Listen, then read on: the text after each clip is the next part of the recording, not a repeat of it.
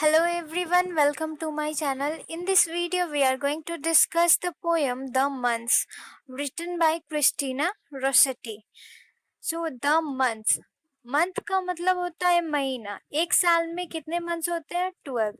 तो ये जो 12 मंथ्स होते हैं, इन 12 मंथ्स को हम लोग जो है इस पोएम में डिस्क्राइब करने वाले हैं. मतलब कौन से महीने में क्या क्या होता है.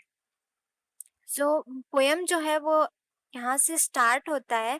जनवरी कोल्ड डेजोलेट. कोल्ड का मतलब होता है ठंडा.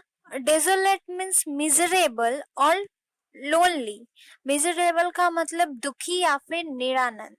मतलब एक ठंडा तो होता ही है. जनवरी के मौसम में हम सबको पता है कि ठंड होती है और ठंडे के मौसम में लोग ज़्यादा घर से बाहर निकलते भी नहीं है. हर जगह अकेला अकेला जैसा लगता है और सब कुछ अनहैप्पी सा दिखता है. इसलिए जनवरी को क्या बोला गया है? कोल्ड डेजोलेट बोला गया है. February all dripping wet. तो फेब्रुअरी जो होता है वो वेट का मतलब होता है हल्का गीला. तो फरवरी में क्या होता है? ओस. ओस जो होते हैं, हम लोग जब बाहर गार्डन में निकलते हैं सुबह सुबह तो देखते हैं कि घास जो होती है उन पे छोटी छोटी पानी की बूंदें होती हैं. तो फरवरी को जो है वो पानी की बूंदों से डिस्क्राइब किया गया है. मार्च विंड रेंजेस. मार्च में क्या होता है? मार्च में जो है वो मौसम बदलने वाला होता है. तो हवा जो है अपनी रफ्तार पकड़ लेती है. हवा बहुत तेज तेज से बहने लगती है. इसलिए मार्च में क्या कहा गया है? मार्च विंड रेंजेस. मार्च में हवा जो है वो तेज तेज चलने लगती है. And April changes. और अप्रैल में क्या होता है? मौसम जो है वो बदल जाता है. हम लोगों ने देखा जनवरी को क्या बोला गया? Cold desolate. मतलब कोल्ड का मतलब ठंडा और डेजोलेट यानी मिजरेबल या फिर लोनली यानी कि निरानंद और अकेला अकेला जैसा ठंडे के मौसम में रहता है क्योंकि लोग ज्यादा घर से बाहर नहीं निकलते हैं.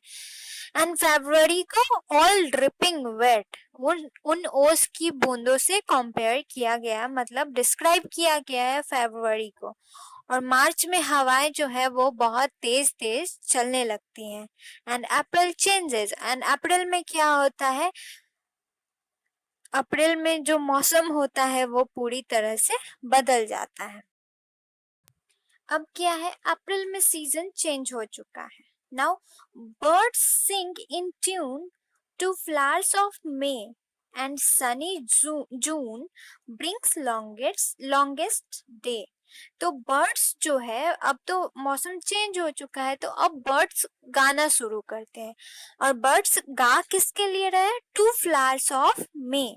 अब मई में जो सुंदर सुंदर से फ्लावर्स खिले हैं, ठंडी तो जा चुकी है. वो जो अकेलापन था, वो निरानंद सा जो मौसम था वो जा चुका है. अब जो है वो मैं आया किसके साथ? फ्लावर्स के साथ. सुंदर सुंदर फ्लावर्स खिले हुए हैं. तो उन फ्लावर्स के लिए बर्ड्स जो क्या कर रहे हैं? वो सिंग कर रहे हैं, गाना गा रहे हैं. Now and sunny June brings longest day. तो जो सनी जून है, अब ठंड तो जा चुकी है, अब जून आया गर्मी के साथ. तो अब गर्मी में क्या हुआ? गर्मी में हम लोग जानते हैं कि दिन जो है वो बड़े होते हैं. तो सनी जून जो है वो किसको लेकर आया? बड़े बड़े दिनों को साथ लेकर आया सनी जून. गर्मी में वैसे भी दिन जो है वो बहुत लंबे लंबे हो जाते हैं. और साल का जो सबसे बड़ा दिन होता है वो 21 जून को है. यानी कि ईयर का सबसे लॉन्गेस्ट डे वो 21 जून को होता है. तो हम लोगों ने क्या पढ़ा कि बर्ड्स जो है अब मई में जो फ्लावर्स खिले हैं उनके लिए सिंग कर रही है. और जून क्या है? वो लंबे दिनों के साथ आया है. जनवरी को हम लोगों ने देखा था कोल्ड डेजोलेट. फरवरी जो है वो ड्रिपिंग वेट. एंड मार्च में हवाएं तेज हो गई थी. अप्रैल में सीजन पूरी तरह से चेंज हो चुका था और मई के फ्लावर्स के लिए बर्ड्स ने गाना शुरू किया था. और जून जो है वो लंबे दिनों के साथ आ चुका है. आगे है in scorching July the storm clouds fly, lightning torn, August bears corn। तो जून में हम लोगों ने देखा सनी जून जो है वो लॉन्गेस्ट डेज के साथ आया।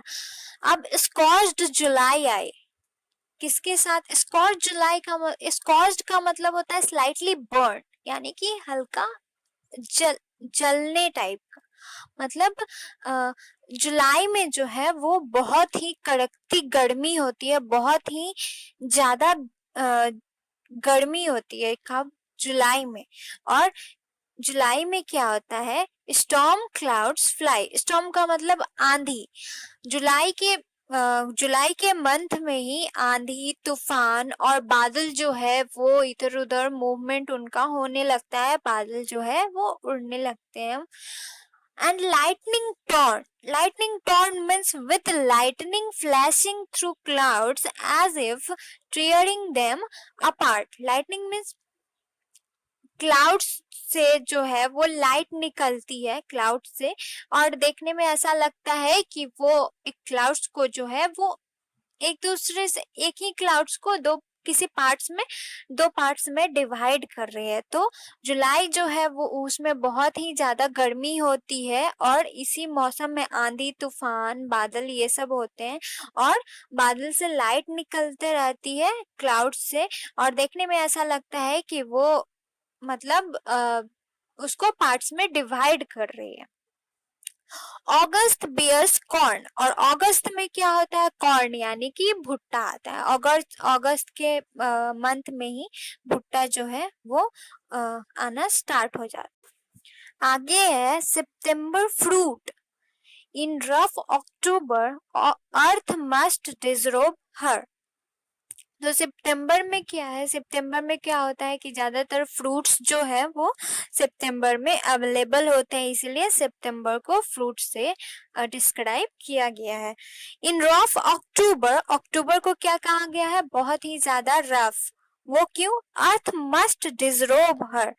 डिसरोब her means hair become bare because of the trees shedding their leaves. यानी डिसरोब का मतलब कपड़े उतार देना, यानी, और यहाँ पे सेंस है कि अर्थ जो है वो अपने आप को डिसरोब कर देती है, मतलब ट्रीज जो होते हैं उनके सारे पत्ते जो हैं वो अक्टूबर में झड़ जाते हैं, इसीलिए क्या कहा जाता है? अर्थ मस्ट डिसरोब हर। इसीलिए क्या कहा गया है कि अर्थ जो है वो अपने आप को डिसरोब कर देती है कब? अक्टूबर में। और अक्टूबर को रफ भी इसीलिए कहा गया है क्योंकि पेड़ के सारे पत्ते जो है वो झड़ जाते हैं इस मंथ में। Stars fall and shoot in keen November and night is long and cold is strong in bleak December.